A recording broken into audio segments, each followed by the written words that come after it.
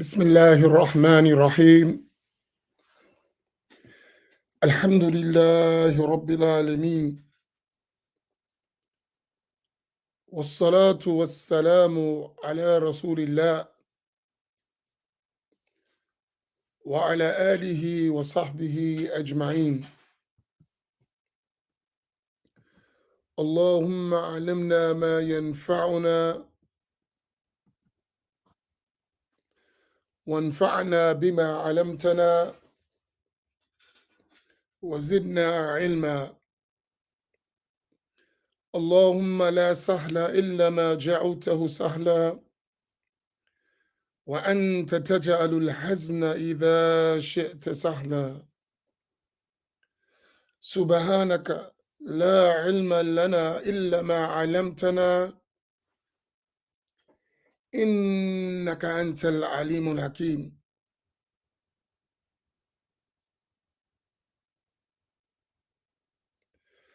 أسأل الله تبارك وتعالى أن يجعل نياتنا خالصة لوجهه الكريم.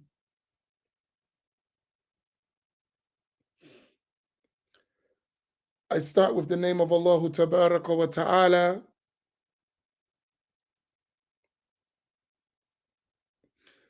the one who shows mercy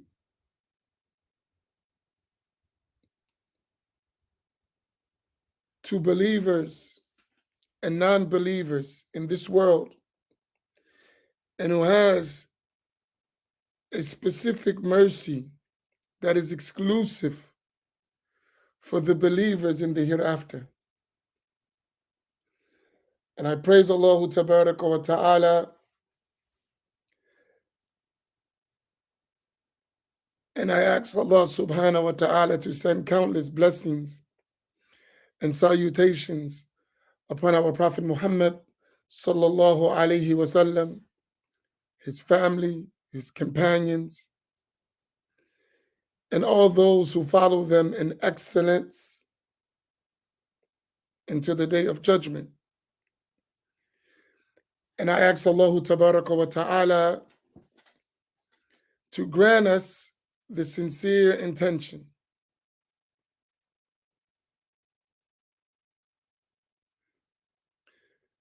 May Allah Subhanahu wa Ta'ala teach us beneficial knowledge and allow us to benefit from that which He teaches us. And I ask Allah Subhanahu wa Ta'ala to increase us in knowledge and to make all of our intentions sincere solely for His sake, Subhanahu wa Ta'ala. Assalamu alaikum wa rahmatullahi ta'ala wa barakatuh. Insha'Allah ta'ala,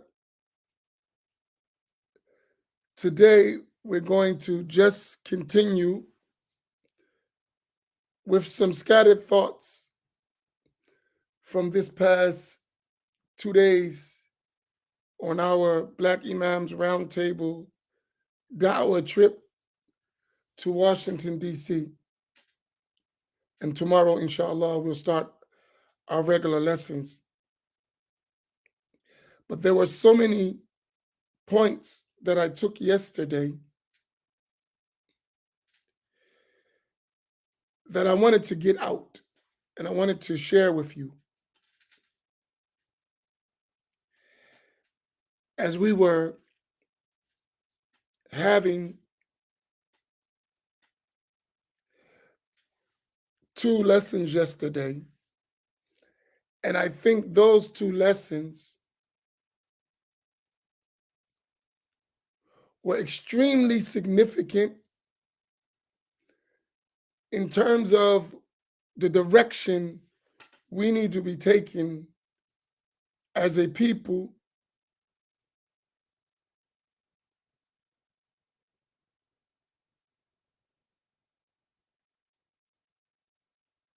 in our communities.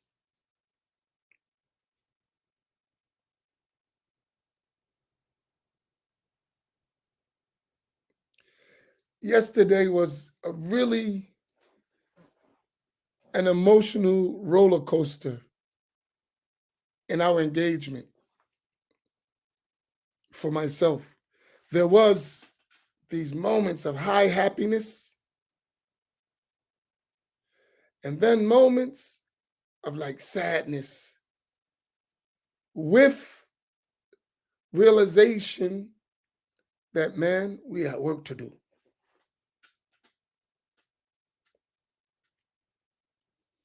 Uh,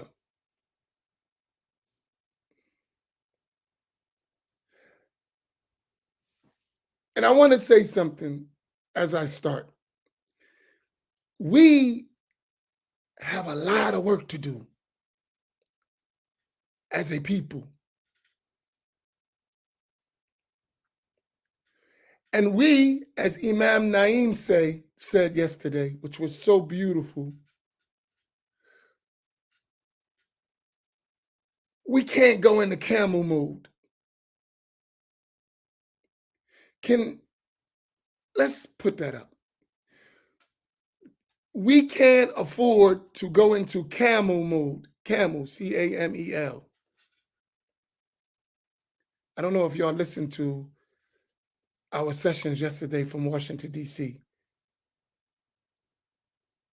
Imam Naim, may Allah preserve him, talked about camel mode. We cannot, absolutely, we cannot afford to go into camel mode. Man, that was so powerful. Can we put that up?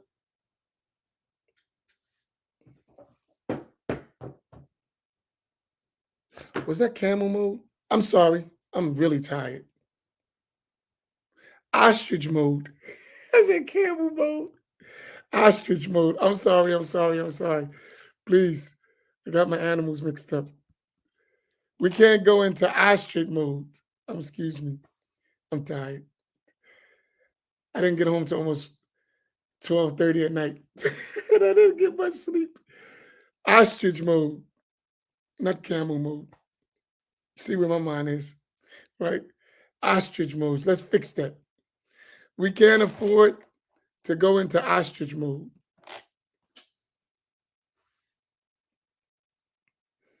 All right.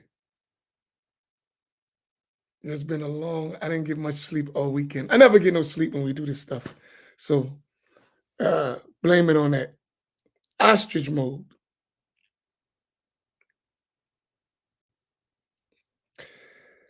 So can we fix that? We cannot afford to go into ostrich mode.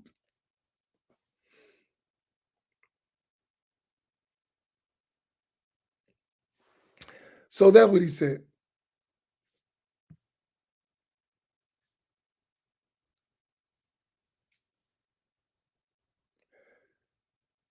And what he meant by that was that we can't just put our heads in the ground and act like we don't see what's happening.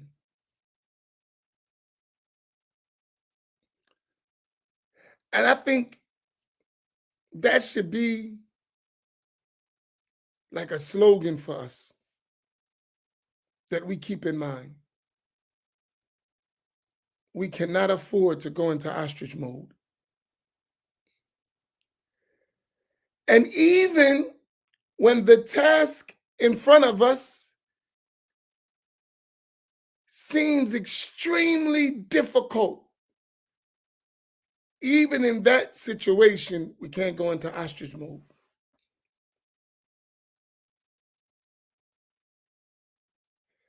And we have a tendency to do that. Whenever it looks like this thing gonna be too challenging, ostrich mode. Act like we don't see what's going on. Put our head in the sand.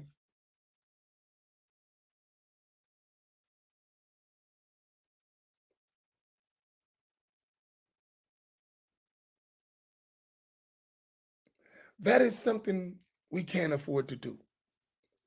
And that was something I took from this weekend and realized, hey, we got a lot of work to do. And then I realized with all this work, it needs to be prioritized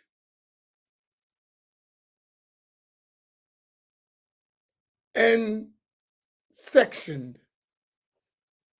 portioned out. We can't do everything. We'll burn ourselves out. But we can do everything in stages if we prioritize the stages. Not according to what is easy, but according to the need and the necessity of priorities in our community.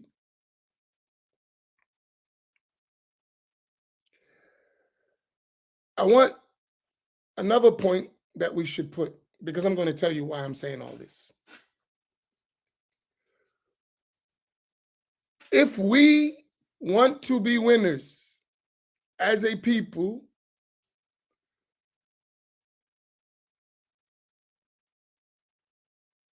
we have to realize we're going to do this for the rest of our lives.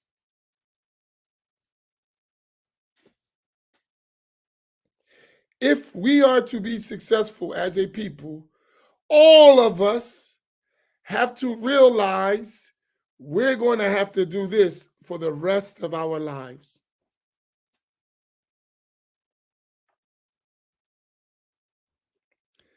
Now, what do I mean by that? Every single one of us has a role. Whatever role that you have to play that role until you die. It's never going to end. It ends for you when you hit the grave, your role. And if you don't play your role, you have failed us as a community, us as a people. And you have to look at it to yourself that if I don't play my role, I have failed us as a people.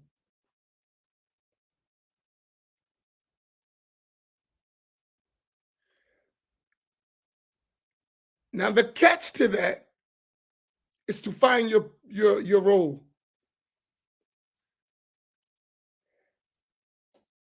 And then play your role well. It has to be the best performance you've ever given in your life in terms of what you do.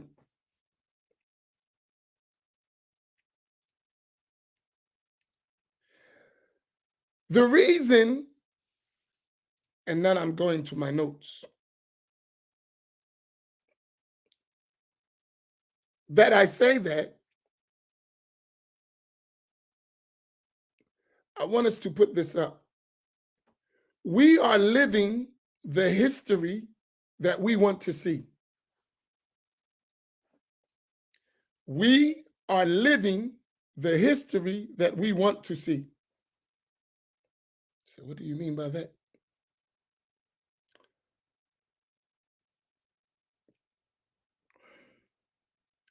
We won't be alive. We won't be alive to see where we need to go. We won't live to see it. None of us. However, when the future looks back, those our descendants, when they look back in their history, they should see a product that we would be proud of, that would be their future. In other words, when they look back and saying, look what they did so that we are where we're at. They would look back and say, look what my ancestors did, my immediate ancestors, what they did for us to be where we're at.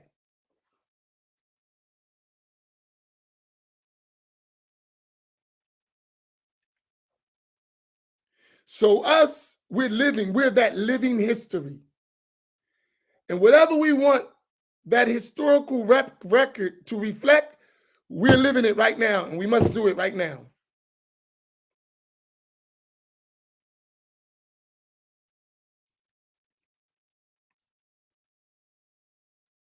And we have a lot of work.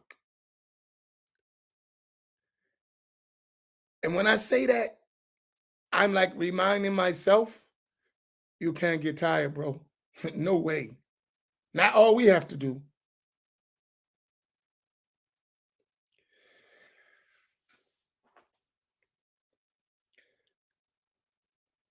Our condition as a people, and let me say this, the same conditions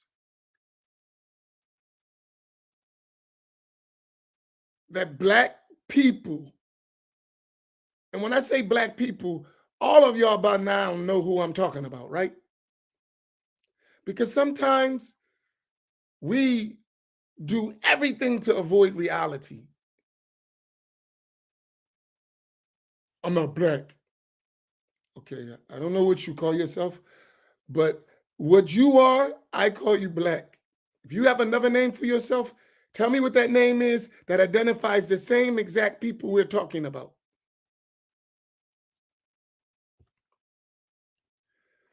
So what I mean is by those descendants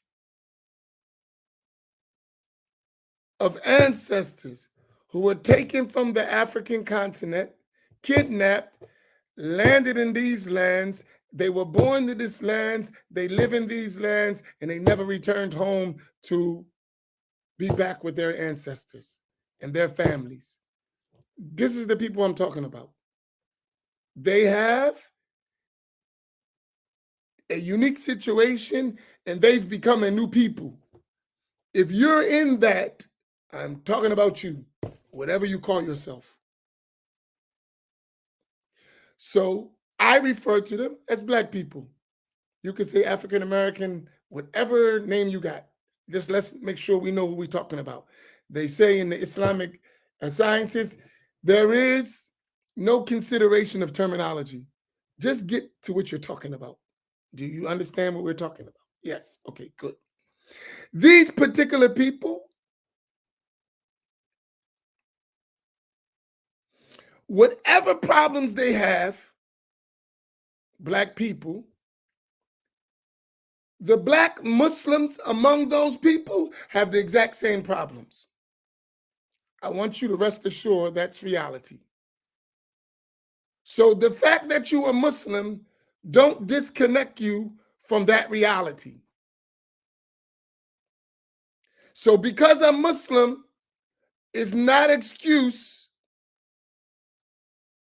for me to go into ostrich mode for the conditions of our people. Because I'm a Muslim does not give me the excuse to go into ostrich mode about the situation of us as a people. Because I'm still a part of that people, no matter what I uttered with my tongue and say in my heart, I still have the on-ground living reality of those same people. Is this point clear? Like really, really, really clear. I still live in those neighborhoods. I still have the same cultural reality, societal reality, economic reality, educational reality, the same stuff. And there are always among us and have always been exceptions. They're not the rule, they're the exceptions. I'm talking about the general rule here. You know, not me. Everyone can say not me in everything, but I'm talking about too many of the people. And even if you don't say the majority, we just say too many. Too many people are in these conditions.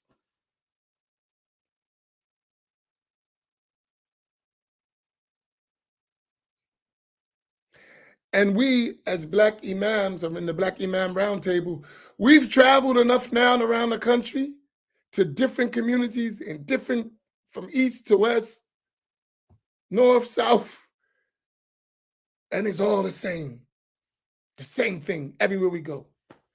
Some more impacted than others, but the same exact thing everywhere we go.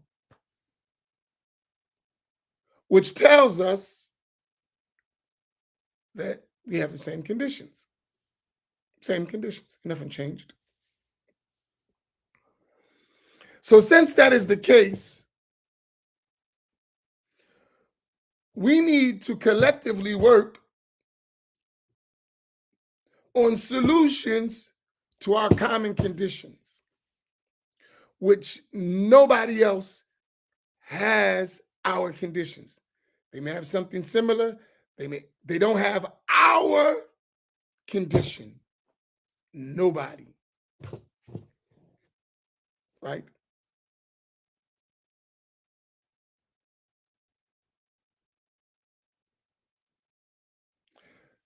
So that's something we should reflect on. And this is what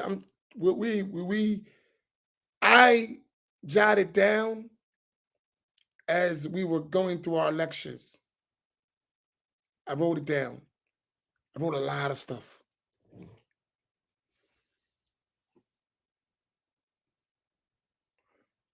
So since we're living the history we want to see, we have to start recording and living history in a way that's going to be productive and beneficial for our future generations. So I'm going to talk about us as Muslims.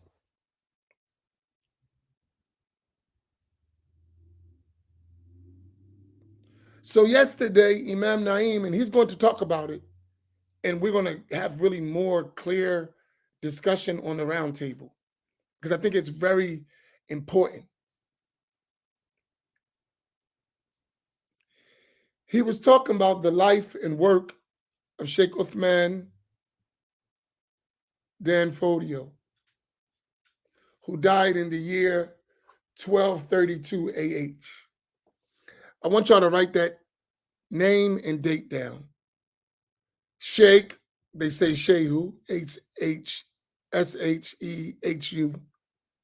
Uthman Dan Fodio.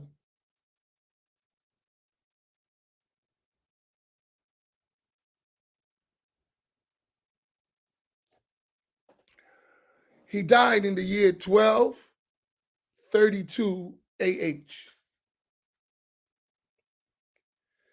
And it's very important that you mark that date,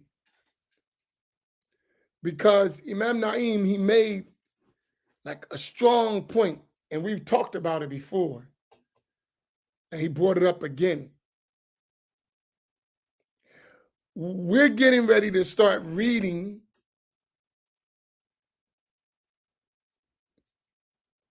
about the lives and the work of the descendants of the Prophet ﷺ in southern Yemen, in that book, The Blessed Valley. Most of you should have your book by now.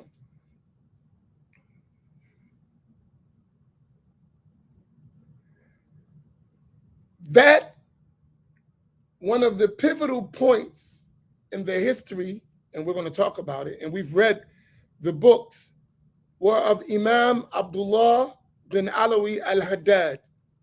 Imam Abdullah bin Alawi al-Haddad. He died in the year 1132 AH.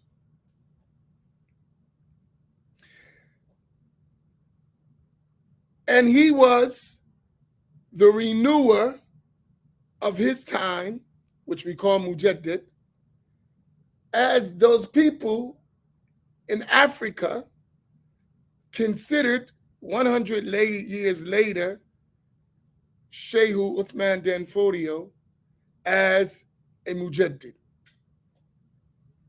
right? So al mujaddid, I just want us to think.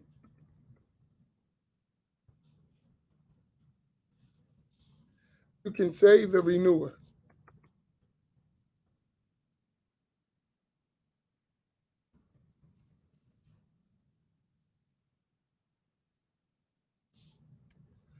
And what is meant by that is someone who gives a revival to the Muslim community in a time where religious practice has become deficient. So Allah subhanahu wa ta'ala sends an individual who puts life back into the community through his work and knowledge and teaching and activity. So they lived 100 years, they died 100 years apart. And they were in different places, in Africa and in southern Yemen, Hadramaut.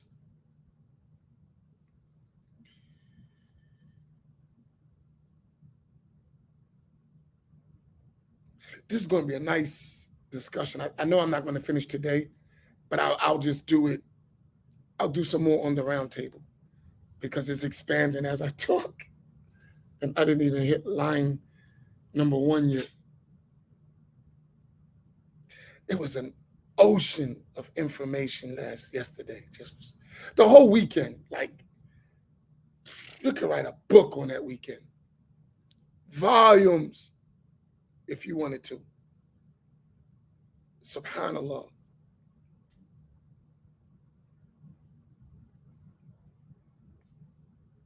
So that was Imam Naim's talk, and he went first.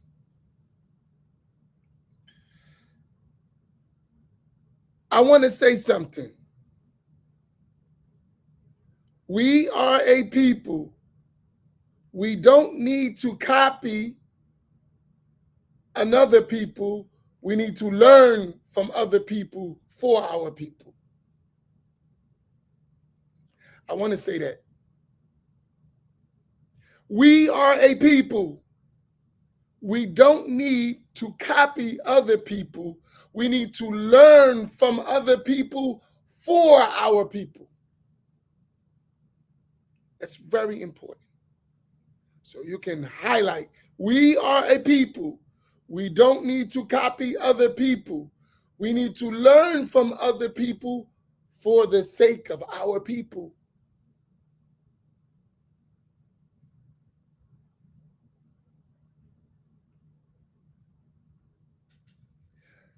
Stop letting people be unjust to us.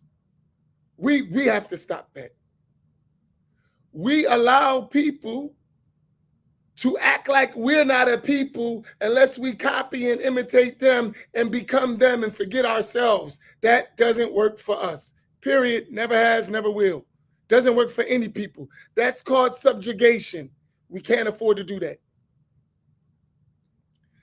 Anyone who can tells you to be other than yourself is doing you an injustice. They're doing you an injustice.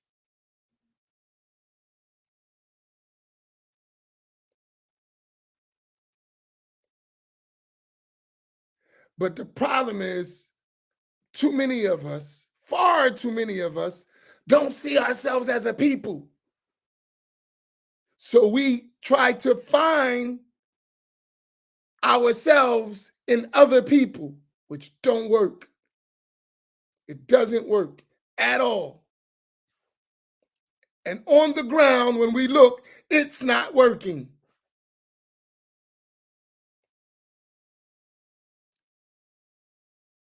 It doesn't work.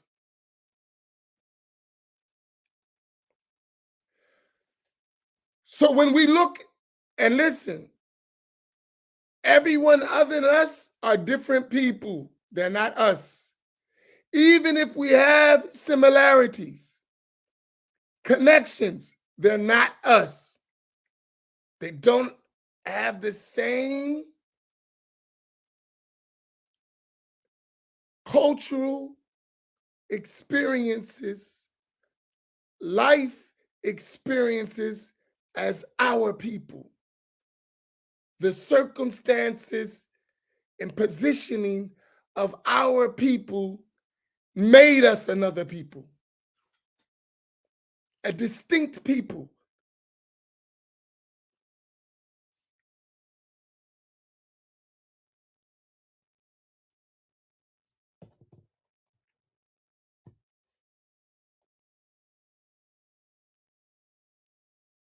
So this is important.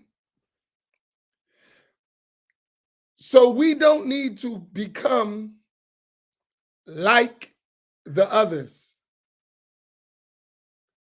We need to benefit and learn from the experiences of others, and then use that experience and that learning to navigate our own collective reality. But I think we miss that a lot. We say inside subconsciously, we're failures, we can't do it. Let's imitate them and put our heads in the sand, and inshallah, everything will be all right. Let's just become someone else, put our heads in the sand, let's go into ostrich modes, and inshallah, it'll be okay. That's foolish. That's foolish. And we've tried it, and it doesn't work. We've tried it in multiple ways. It don't work.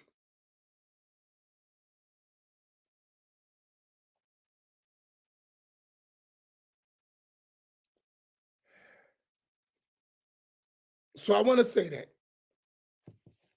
Okay. So talking about Sheikh Uthman Dan Fodio, and we're going to talk about Imam al-Haddad, I want to make parallel comparisons to two different people and their leaders and their lives and what they did to elevate their people, because their impact was on their people primarily. It extended to others. Others learned and benefited and built from their life's experience and their works and their examples. But the primary impact initially of their work was upon their people. This is reality. The people they were really dealing with on a daily, regular basis, the conditions that they were changing on the ground were their people. That's real. By extension, others benefited. But the initial work on the ground during their life was among their people. So the first lesson, when we look at that, we should go into it in terms of benefit, is that what did they do that helped their people, and how do we use that to help our people? What were the similarities of their efforts and their work that we need to adopt within our context to get similar results? That's how we should approach it, right? So when we were talking about the Sheikh Uthman Dan Fodio, the first thing came to my mind while I was listening to Imam Naim was understanding contextual application.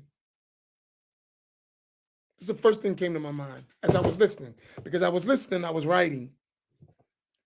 So as he was setting up his discussion, the first thing came to my mind was understanding contextual application. What does that mean? Africa and African culture.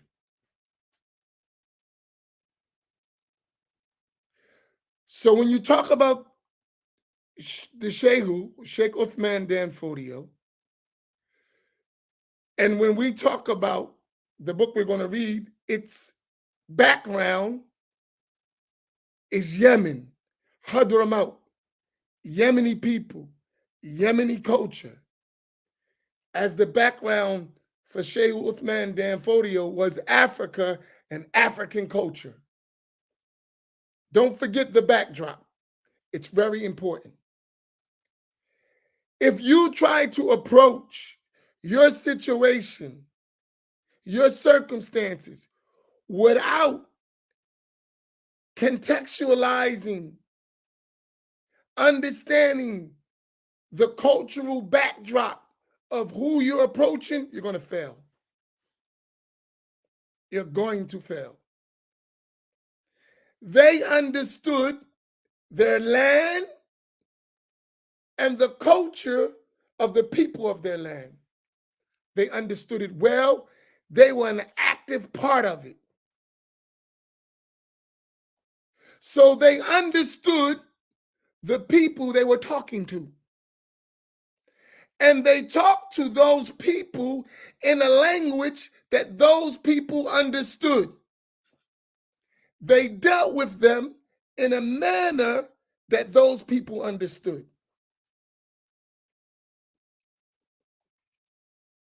So that's very important.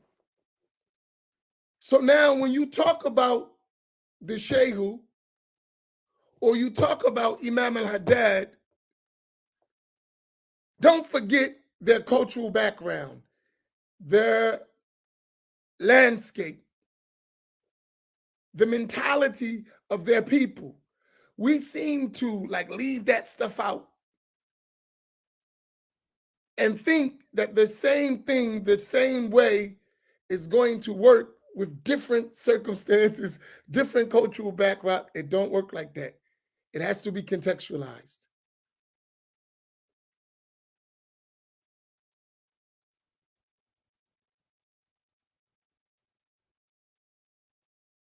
We make a lot of mistakes in this area, a lot.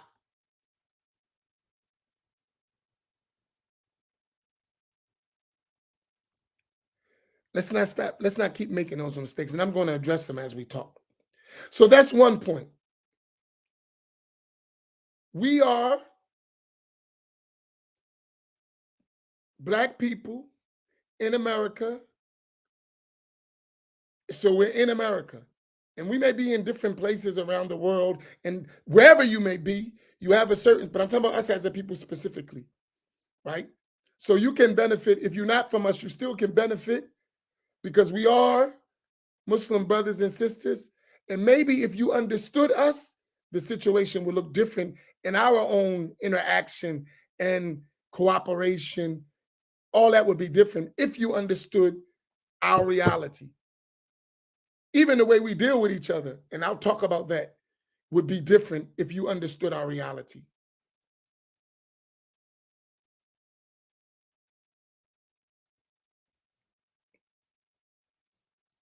So when we were in DC, let me give you the landscape. This is long. I wanted to summarize it, but I'm not. I'm still on point one. I might not even get to point three. So this is something I'm gonna just keep going on. Maybe it will be a lot for the roundtable as well. What is the culture? DC was known as Chocolate City.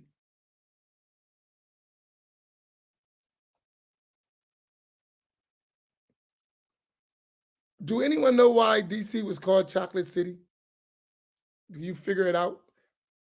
And even the ones from DC, why they call DC Chocolate City? Washington, DC. Why they call it Chocolate City?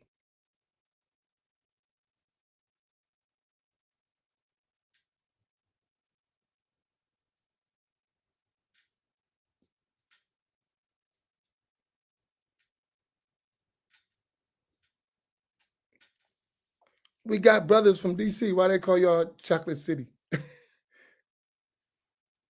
Why do they call it Chocolate City? Right?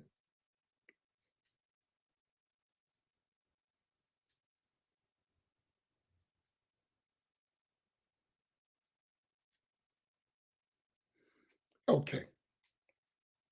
So relating to the population and even the cultural expression of the people there.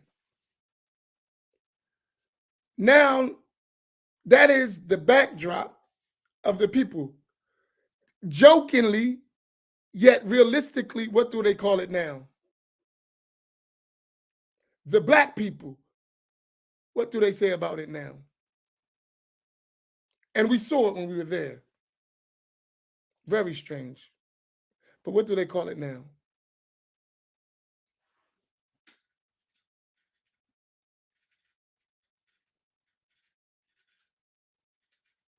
They don't call it Chocolate City. When they express the change, they say other stuff.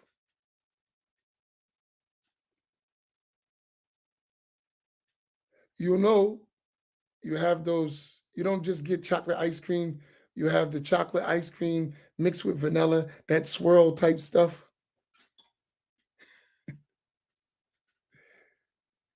Because it ain't like that no more. Even the poorest neighborhoods have been gentrified to now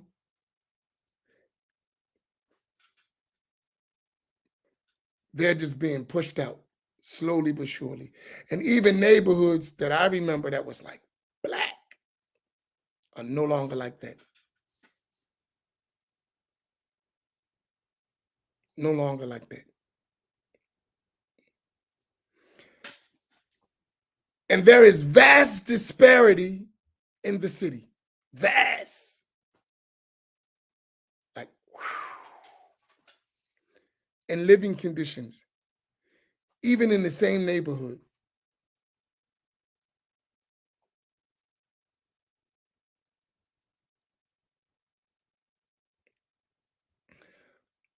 So that's the background you're dealing with. You're dealing with an environment that is being undermined for the benefit of someone else. Improved so you could get out, so we can live. And if you look historically over the last 4 decades, you'll see this was a plan. If you pay attention historically, it is a plan. While many of us were in ostrich mode, somebody else was working.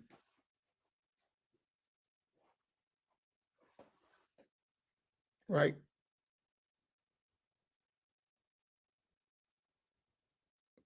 So when you're going to give da'wah, you got to remember the people you're talking to and their condition. Because those people are affected by the condition.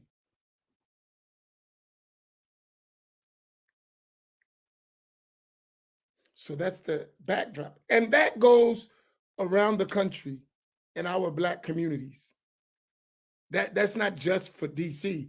That goes around the country. We're seeing this trend, even in Harlem, right?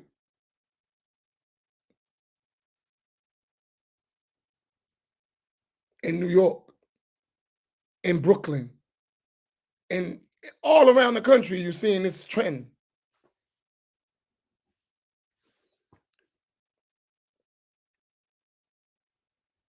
In Atlantic City, I mean, everywhere. So there is a context. Whoever tries to educate us, bring the deen to us, and don't understand that context is going to miss the mark. Big time.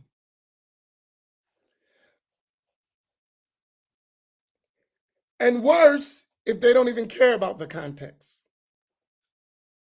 Because I don't live there, it don't make a difference. I'm not facing those situations, those conditions. It don't make a difference. Don't make a difference. I don't care. Even if that's lisan al-hal, even if that's your state, even if you don't say the words, but that's the state, that's your disposition, man, I don't live there. I'm not faced with that. Your da'wah is not going to be effective at all.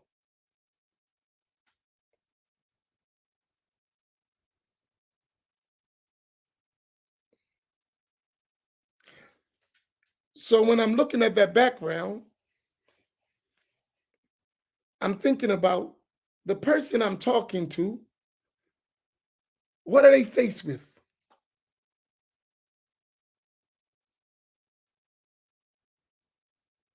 What are they faced with? What is their everyday on the ground reality? And how is Islam going to address that? Their on the ground reality. How is Islam going to address that?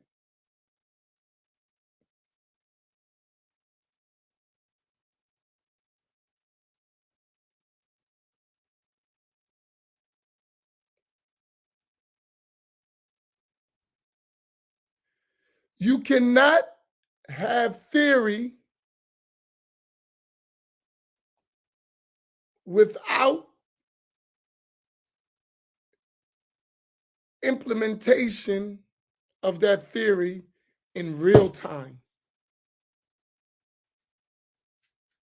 You cannot have theory without implementation of that theory in real time. On the ground, reality.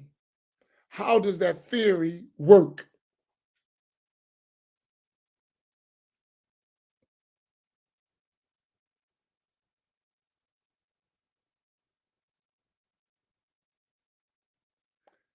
And if you don't address that with your theory is not going to help at all.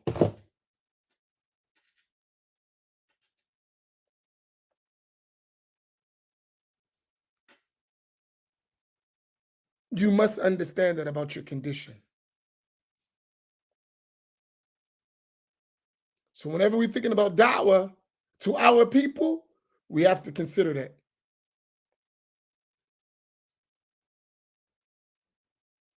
So when Jumu'ah and every day after, I was watching the people.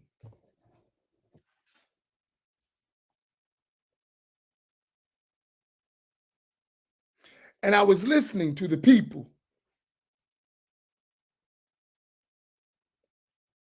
And figuring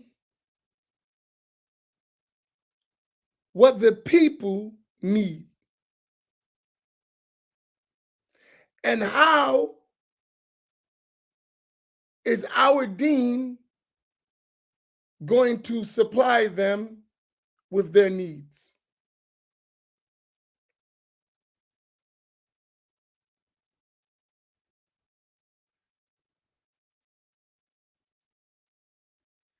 And that is a challenge in itself.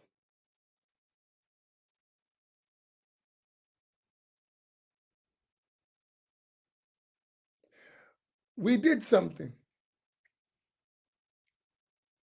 It was real talk there. Man, I love these on the ground sessions. We went hard. real talk. Not for the faint at heart at all.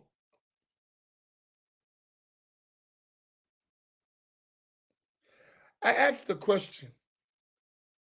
I said, how many of y'all been in prison? And the hands went up. the majority of the hands were in prison before.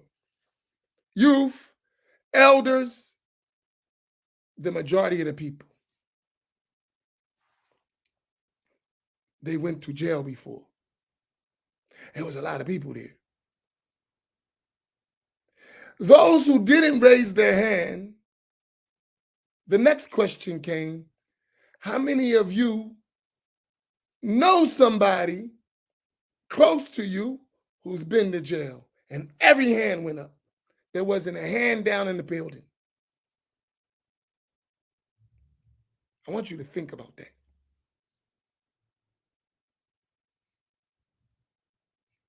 There was no hand down in the entire building. Every hand went up.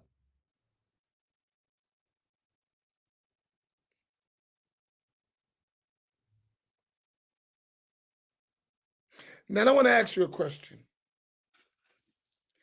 If you ask that question in the session of Uthman Dan Fodio, Sheikh Uthman, or Sheikh or Imam al-Haddad, do you think you would get the same response? I'm going to ask you a question. If that same question, the exact same question, was asked in the session of Sheikh Uthman Dan Fodio or the session of Imam al-Haddad, do you think you would get the same answer? That's a serious question.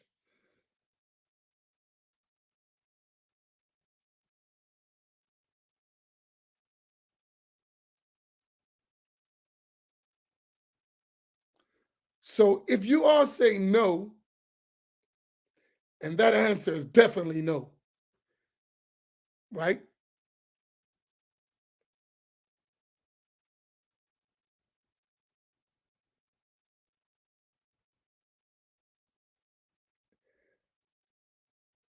And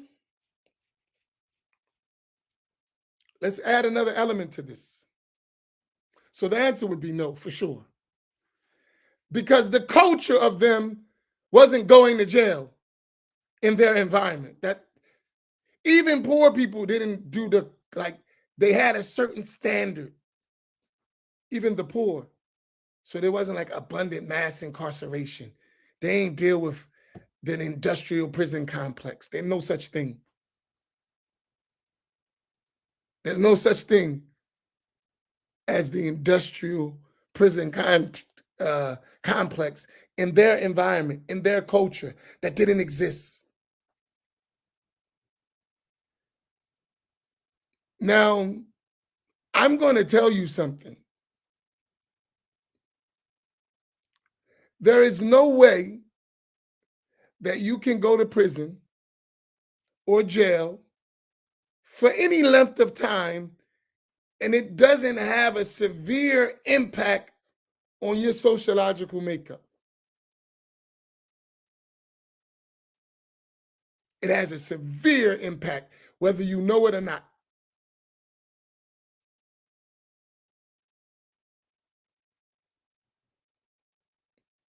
So it has an effect. It does.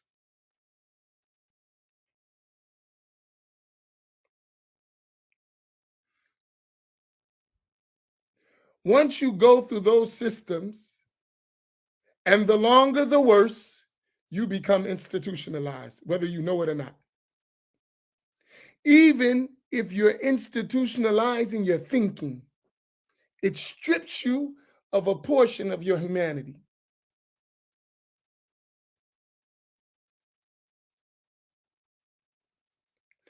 Living in our environments that have become free prisons strips you of the very essential aspects of humanity.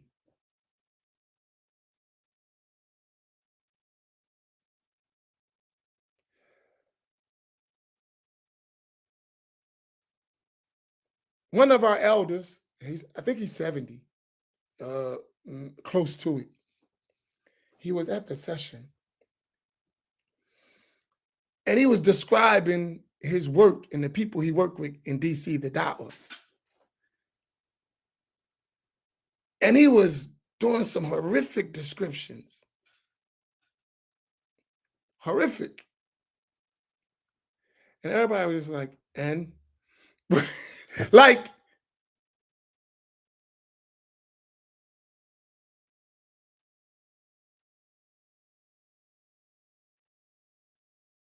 and that's a mentality.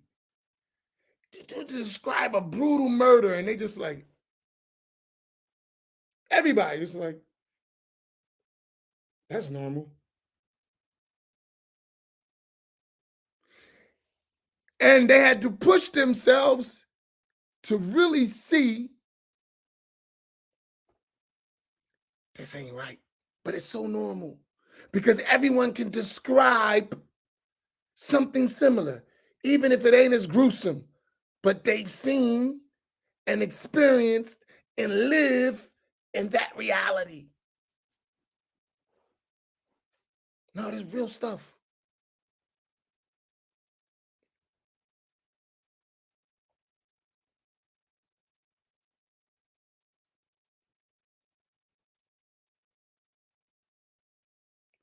And unfortunately, when that becomes your reality, it has an effect on how you approach the deen.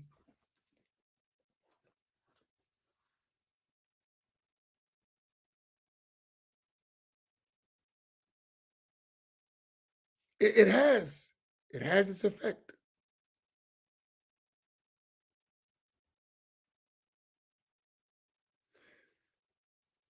And if you don't understand that, when you talking to people that have this background, which is a lot of our people, you're going to miss the mark if you don't understand how to navigate that and restore what has been uprooted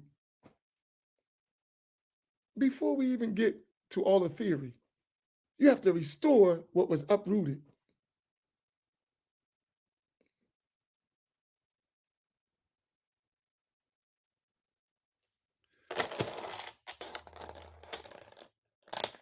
So let me give you the fallacy of what we do.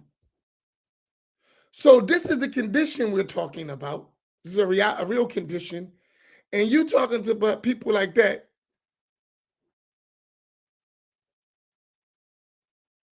in Arabic.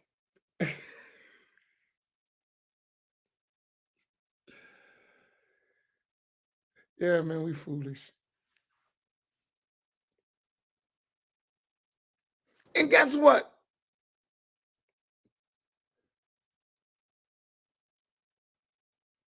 We would let you talk in Arabic, have no idea what you're saying, and say nothing to you to stop. I want you to think about that. Have no idea what you're talking about.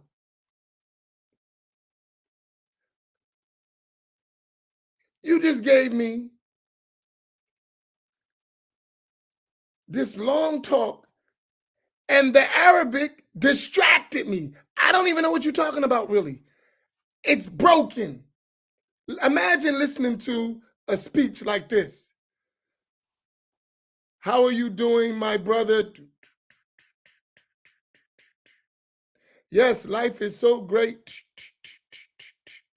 I had for breakfast. Dinner was. That's what it sounds like. And the is you in the middle with all that stuff entertaining people. No, it's serious.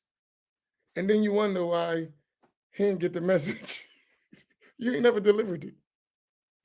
That's why I didn't get the message. You never delivered it. You never delivered the message. And when they finish listening to you, they got to go back to that reality.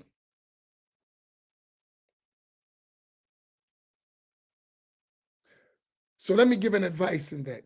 If we're going to impress people with Arabic, make sure Every single word you say, you translate and make sure that it's well understood, or don't do it. If you're going to do it, make sure everything you said is translated so clearly that it's not missed.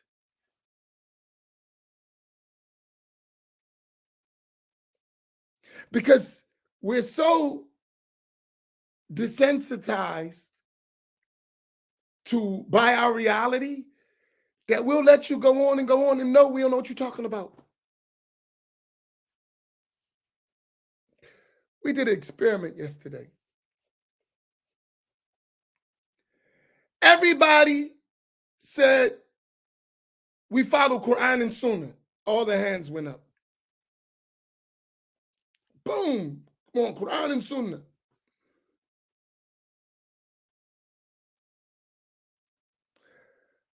Then we asked, what is the Sunnah?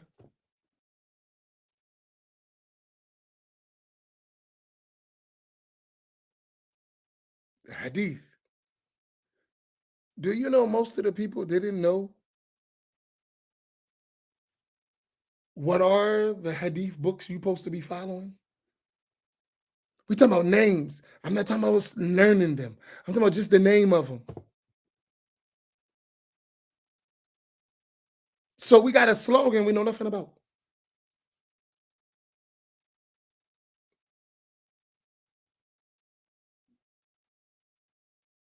But we constantly repeating the slogan we understand nothing about.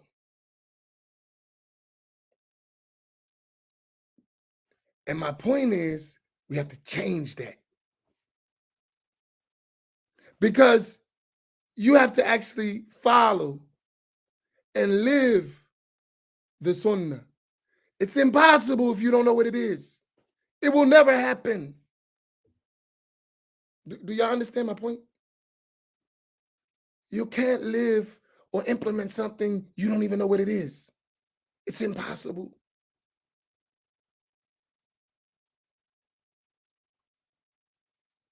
But we just been taught slogans and keep the slogan and move forward. We have to change that. We have to change it. No, we have to have a whole different approach to this thing. And I'm gonna stop here. I'm way over time. But that's number one. That's it.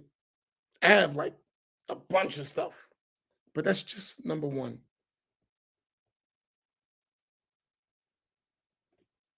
Understanding contextual application.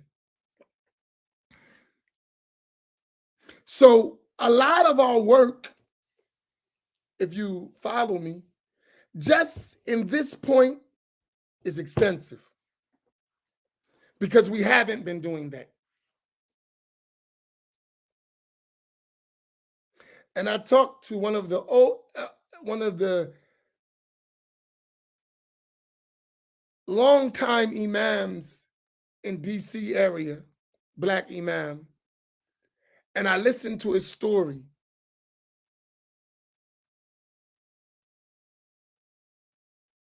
And his journey and his struggles and of the community, and he like gave me a whole history. And then I listened to another imam. Both of these were eldest imams in DC, been around for the long transition. And I was listening to them and documenting their history.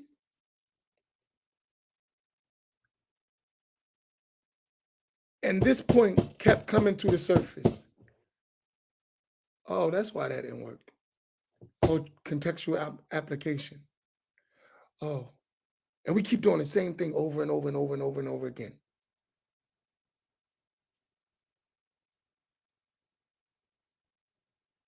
Same thing over and over again. And we're passing that to the next generation. And we just came through a 30 or 40 year, and we're still in it, onslaught of the same mistakes we made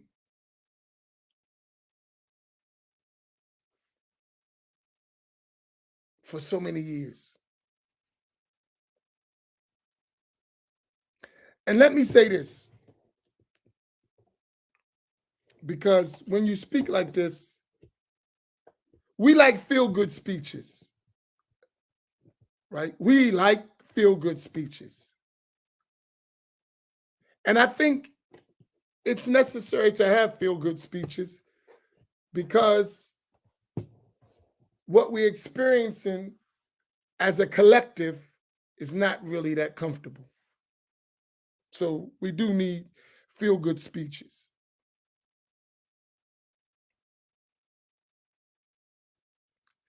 But feel-good speeches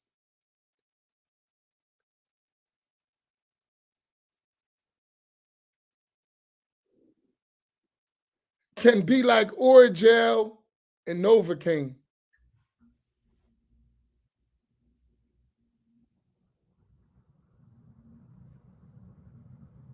Y'all know what Oragel is?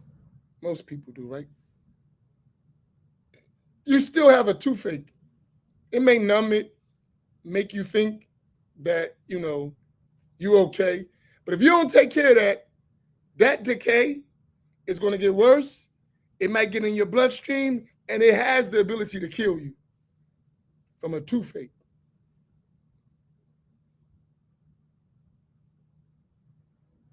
So it needs to be taken care of.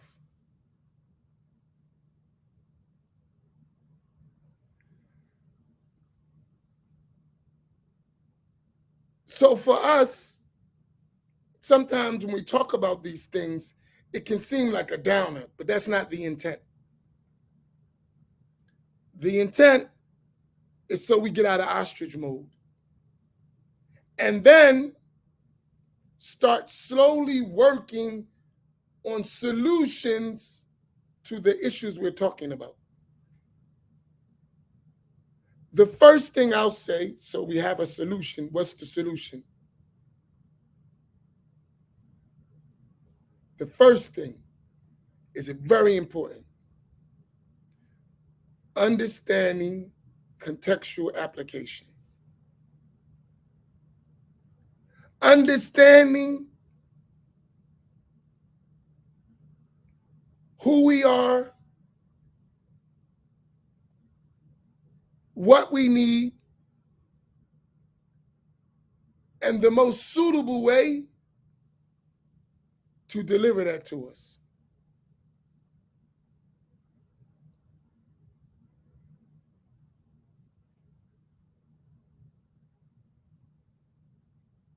And that's work. That's work. And listen, no one gonna do that work but us.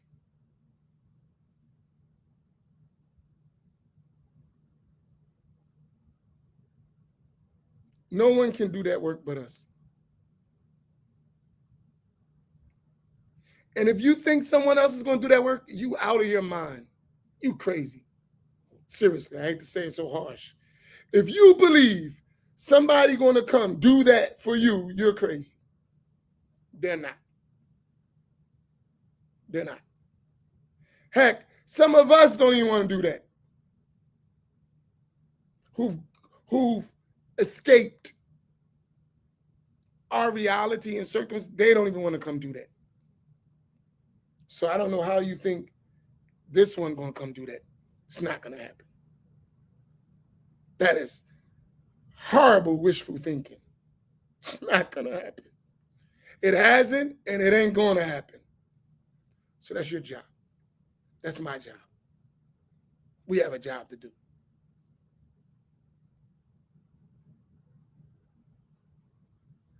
You want the example? You ready?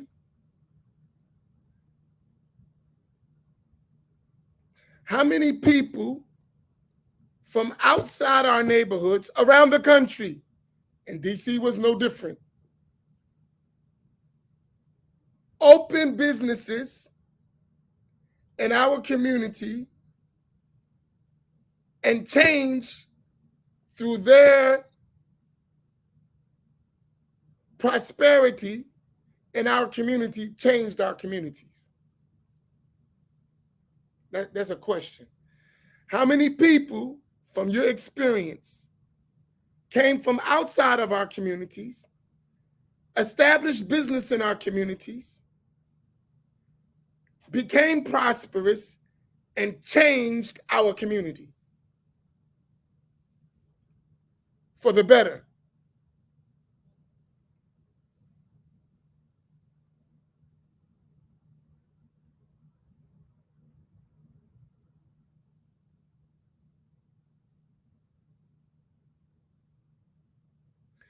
Okay, so shouldn't I tell you something? They're making money in your community and they haven't changed it. Do you think they're going to come and there's no money involved, just uplifting you and empowering you and teaching you and educating you and building masajid for you? Or you think they're going to go do all that in schools and institutions? They're making money and ain't doing it.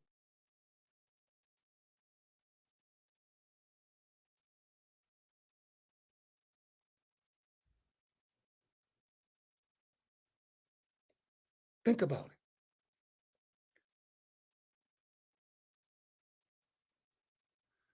They're prospering off of the very circumstances that we're talking about, and they haven't helped change it with money. Do you think they're going to come in and there's no money involved and do it? Do you really believe that? Have you lost your mind? I mean, like, if we even begin to think like that, something's wrong with us. But guess what? We actually think like that.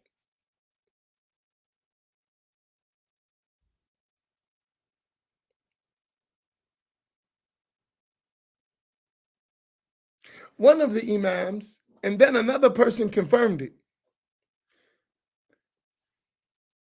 They built a school, Muslim school, filled with black children.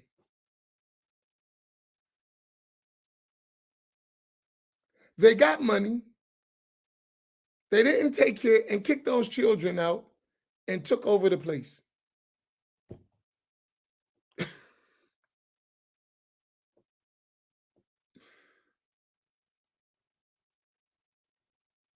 And I was told that by more than one person.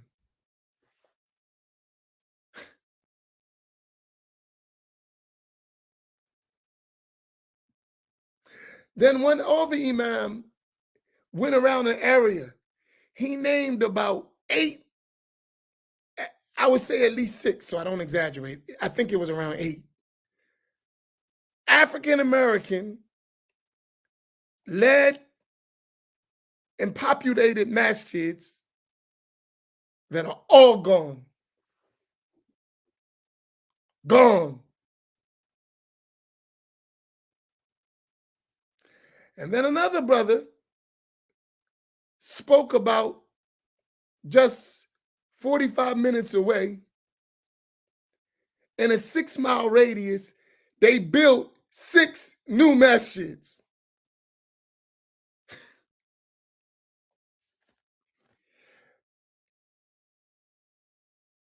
And we're talking about in one area, in one direction. In another direction, I know for sure they built about 4 or 5 ones, or 6, or 7.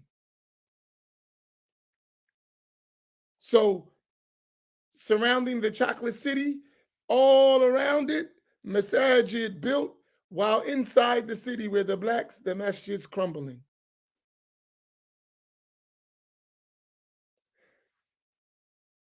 And all of those black masjids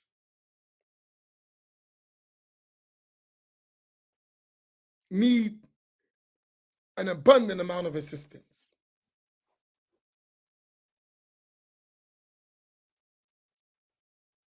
So, and in those surrounding areas, people come into that city, get the wealth of that city, and then go back to their neighborhoods.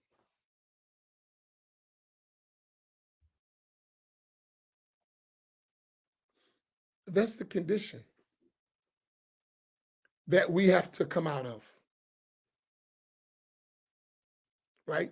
We as a collective have to come out of that condition. And we have to give da'wah in that condition. There's a lot of work.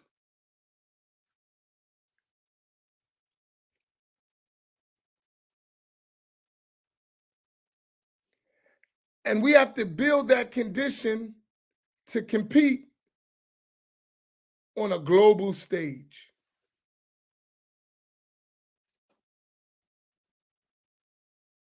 We have to bring from that condition, empower our people to compete on a global stage.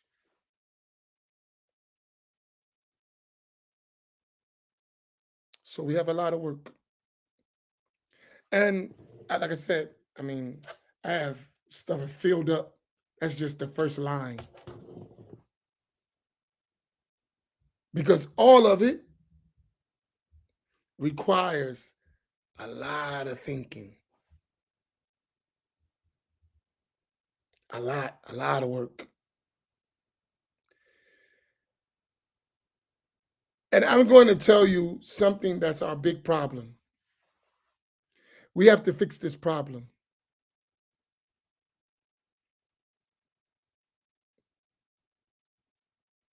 Serious problem. We got to stop the individualism among us. We have a collective problem.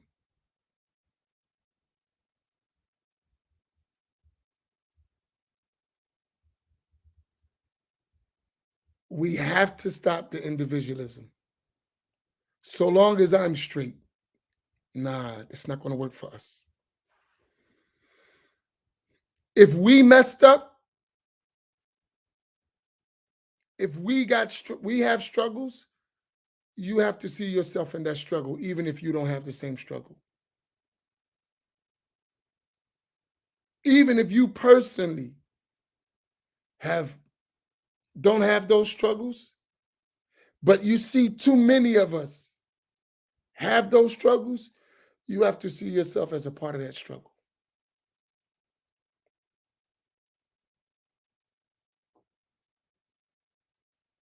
That's extremely important.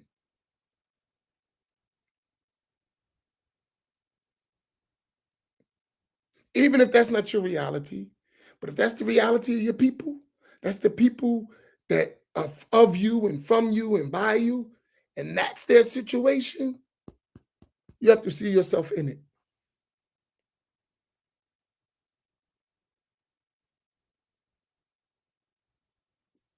And whatever you did to pull yourself out of it, or your parents or grandparents, whoever pulled you out that situation, however it was done,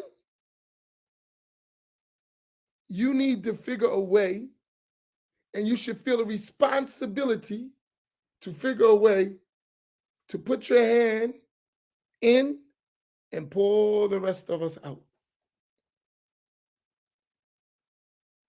You follow my point? And that's a life work. But if we're ever going to have a collective change in our future, hey, that's what it's going to take.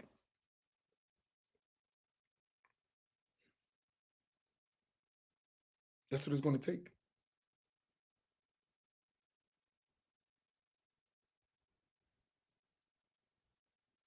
We are a blessed people.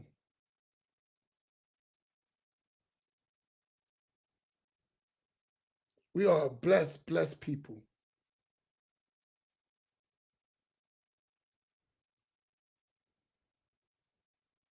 Someone asked me, and I'll stop after this, asked me a question yesterday. They said, do you think a Khalifa could come from our people?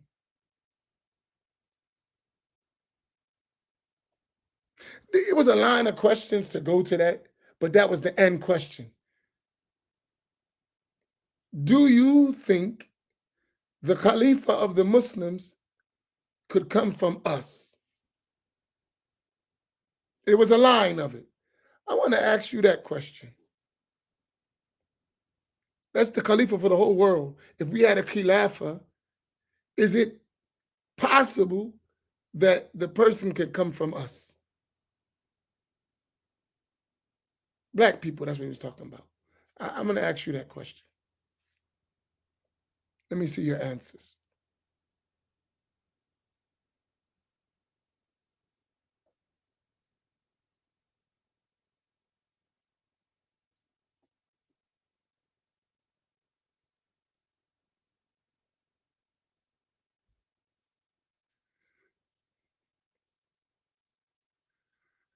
Do y'all know what a Khalifa is?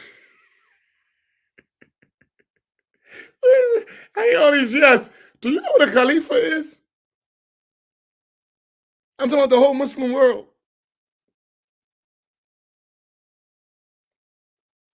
Good. I'm glad you believe it.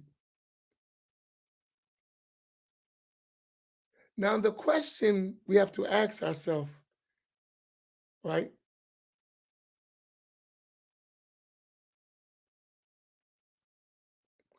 How? If we really believe that, if we believe we could become, one of us could become the Khalifa, we really believe that, then what we talking about should be easy. Do you follow my point? If that's perceivable, what we're talking about should be relatively easy if we really believe what we just said. Like, not theory.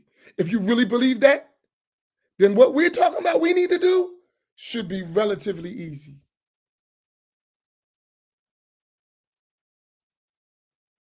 But the question, are we going to do it?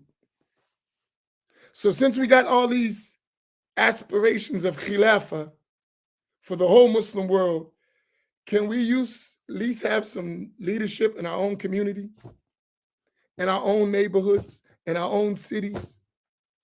Like, since we're so optimistic, great, and we should be. I believe it too. But if that's the case, then this little town, this little area should be relatively easy for us if we have these big aspirations, right? I believe we're right. I'm not saying that's going to be the case, but it's possible. It's not intellectually impossible. But that means we have to do a lot of work. And that's on an extreme high level.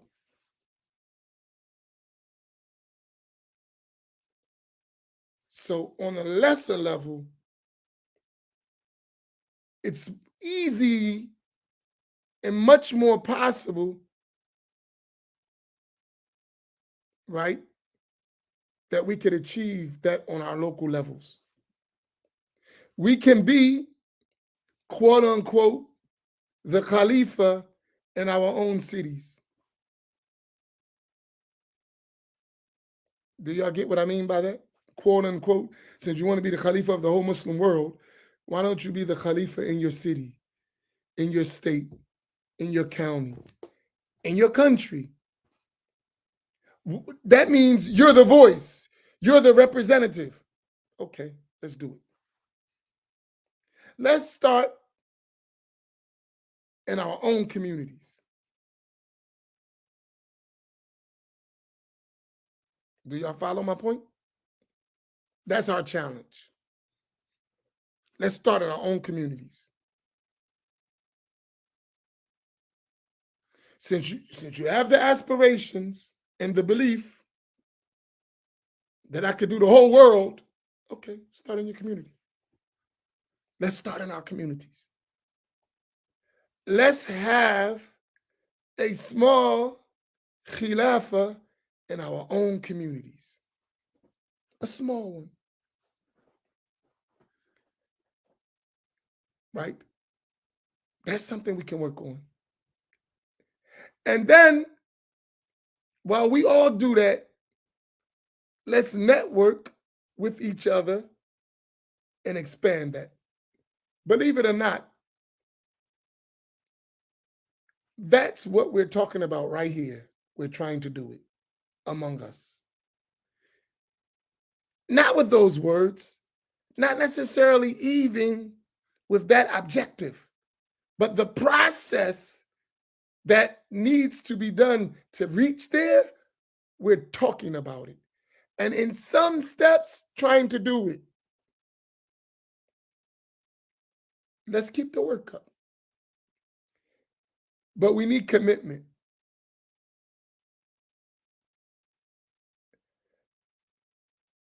We need commitment from us. We need commitment. We can't just talk about it. It can't be theory. We got to actually do it. We got to actually get on the ground. We got to actually relate and communicate with another and share our experiences and share our ideas, and then collectively find best practices. Collectively. That's going to take a lot of work. But since we can be the Khalifa of the world, I don't think it's that deep. Right? If we really believe it, we're not just talking. It's not just theory. It's really like, since you believe, because everyone else is striving to lead the world. Everyone else is doing that. Every other people are doing just what we're talking about for their people and their nations, and they're doing that. Well, we need to do the same thing. Right? All right, inshallah, we'll continue this. Tomorrow we're starting back to our lessons. So we'll be doing both books. We'll continue in our book, Realities of Sufism, and we'll start our reading in A Blessed Valley, inshallah. So may Allah reward you all. I hope some of these thoughts, because I have a lot of takeaways from this weekend and a lot of work that I hope we can continue. Man, we have a lot of work. And I'm not burdened. I'm inspired by the work we have to do. When I say a lot of work, I just realized we got a lot of work. But I'm excited to do that work, to engage. So when I say that, I don't mean it in no way like, oh, this is too much. No. I'm geared up. Let's go. Let's get it. Because what I saw in DC, if we do our work with our collective, just our 3, 4, 5, 3 family, if we work together, we're going to make a difference. If we stay sincere, stay together, follow, and support, we're going to make a difference all around the country. We're going to make a huge difference on the ground.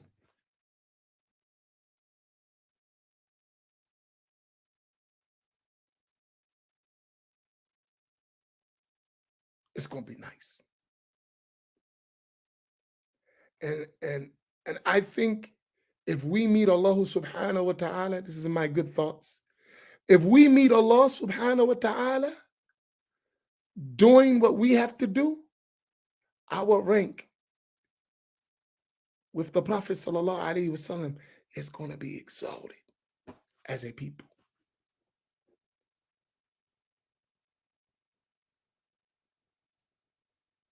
I think it's lofty station if we do this work. And Allah's, by his mercy, has given us the opportunity. Let's go get it. Let's do it. And it ain't going to look like some big party. It's going to be step by step, village to village, town to town, city, state, country. Just keep going, keep going, keep going, keep going. Don't stop. Right?